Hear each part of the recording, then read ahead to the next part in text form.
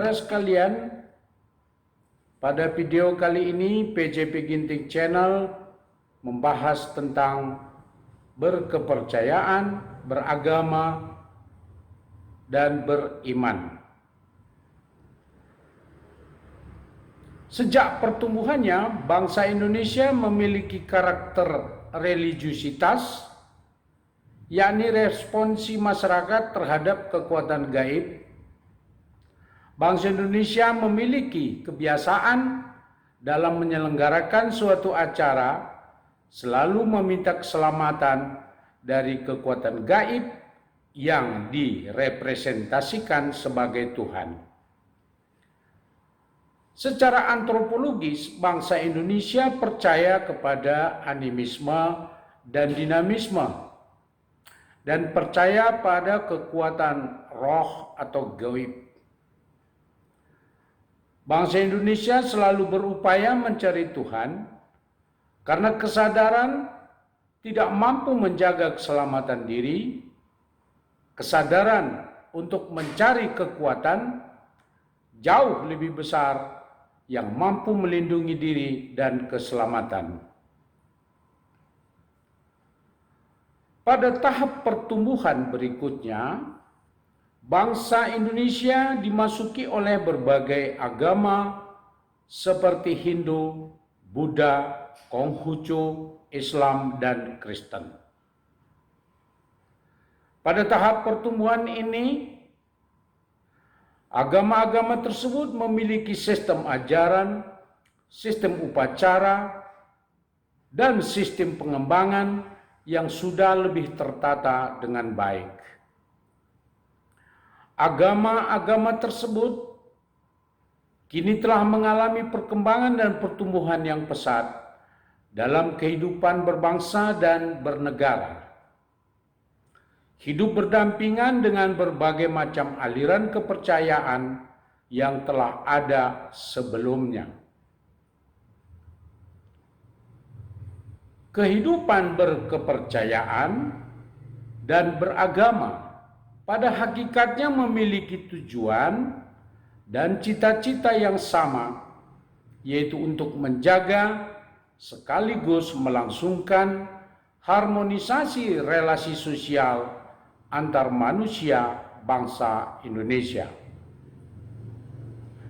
Dalam harmonisasi sosial ini, bangsa Indonesia melalui kepercayaan dan agama yang dianutnya berupaya memahami Tuhan sebagai sumber kekuatan untuk melindungi dirinya. Dengan kata lain, keamanan diri dicari melalui perlindungan kekuatan yang maha dahsyat dari Tuhan. Saudara sekalian, adapun sebutan Tuhan melalui kepercayaan dan aneka macam, namun memiliki makna yang sama. Dalam sebutan nama yang diberikan kepada Tuhan oleh masing-masing penganut kepercayaan dan agama bersumber dari pemahaman terhadap dimensi-dimensi antropologis, sosiologis, historis, dan teologis. Dengan demikian, bangsa Indonesia dalam mengenal, memahami, dan meyakini Tuhan berbeda dengan cara-cara bangsa-bangsa lain. Sebagai contoh, penganut aliran kepercayaan yang ada di Indonesia akan berbeda dalam memahami Tuhan dengan penganut kepercayaan pada bangsa lain. Demikian juga penganut agama yang ada di Indonesia dalam memahami Tuhan akan berbeda dengan bangsa-bangsa lain. Perbedaan pemahaman ini tidak terlepas dari sejarah pertumbuhan dan perkembangan budaya dan masyarakat berbeda. Bahwa ada kesamaan penganut kepercayaan dan agama bangsa Indonesia dengan bangsa-bangsa lain mungkin hanya terletak pada sifat, fungsi, dan kedudukan Tuhan di alam semesta ini. sifat maha kuasa, fungsi maha pencipta segala sesuatu, dan kedudukan maha tinggi di atas segala sesuatu. Dalam mengimplementasikan dan mengaktualisasikan sifat, fungsi, dan kedudukan Tuhan tersebut, antara bangsa Indonesia dengan bangsa-bangsa lain berbeda karena sejarah perkembangan masyarakat, budaya dan peradaban, dan struktur masyarakat dalam berbagai segi memang berbeda dengan bangsa-bangsa lain. Saudara sekalian, akhir-akhir ini berkepercayaan dan beragama di tengah-tengah masyarakat bangsa dan negara Indonesia acap kali mengalami benturan, friksi, bahkan permusuhan di tengah-tengah masyarakat. Mengapa hal-hal tersebut muncul pada akhir-akhir ini? Dasar negara Pancasila dan Undang-Undang Dasar 1945, yaitu sila ketuhanan yang Maha Esa, dan pasal 29 menegaskan adanya jaminan negara terhadap setiap warga negara dalam menjalankan kepercayaan dan agamanya masing-masing.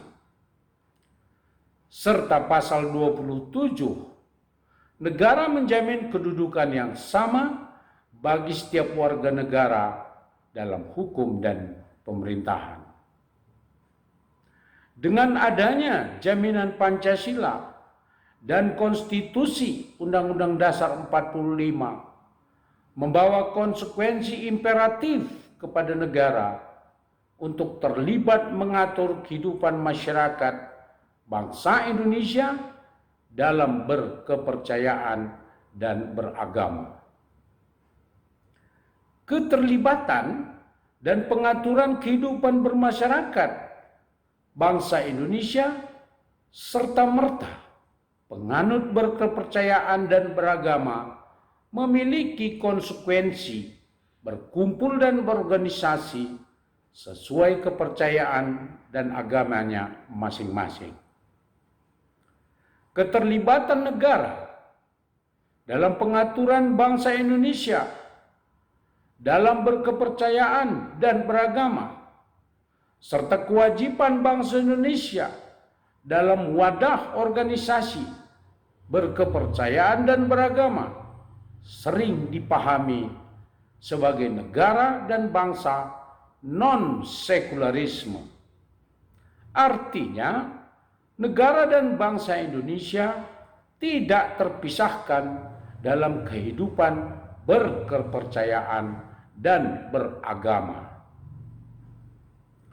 Organisasi-organisasi berkepercayaan dan beragama di Indonesia jumlahnya sangat besar.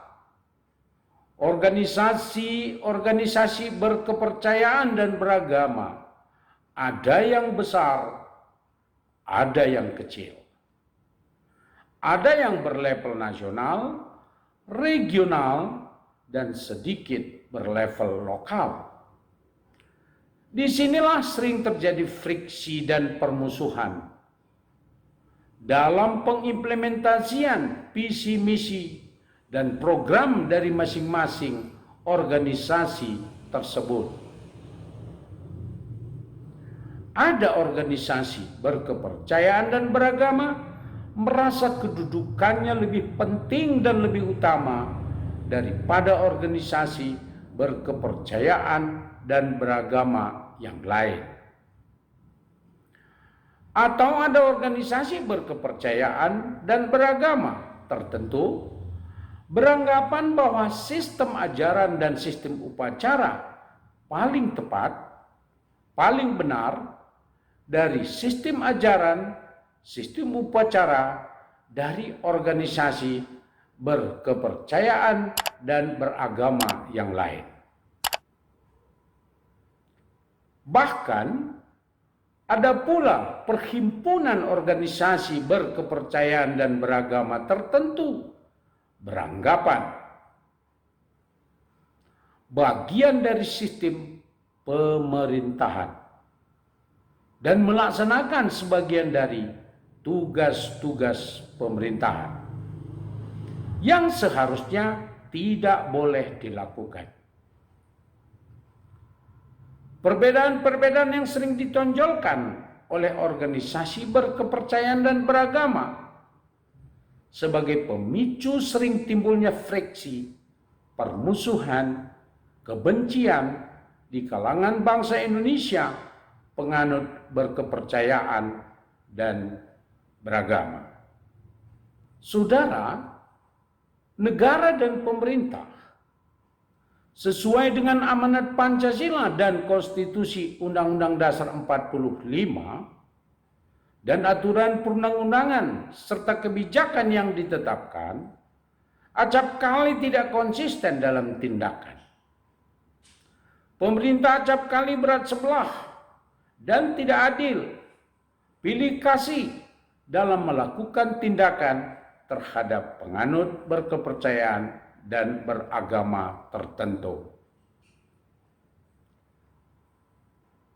Di depan telah disebutkan bahwa bangsa Indonesia adalah bangsa religius. Negara dan bangsa Indonesia adalah non-sekularisme. Sebagai bangsa yang religius, memiliki nilai-nilai luhur, nilai-nilai agung, pengakuan terhadap ketuhanan, serta berpengharapan dapat perlindungan dari ketuhanan, serta bercita-cita memperoleh keselamatan dari Tuhan.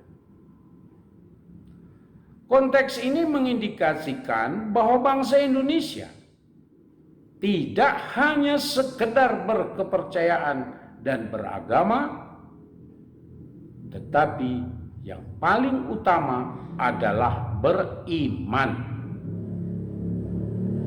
Beriman dalam konteks pribadi dan sosial berkaitan langsung dengan hubungan komunikasi antara pribadi dengan Tuhan. Hubungan komunikasi dengan masyarakat.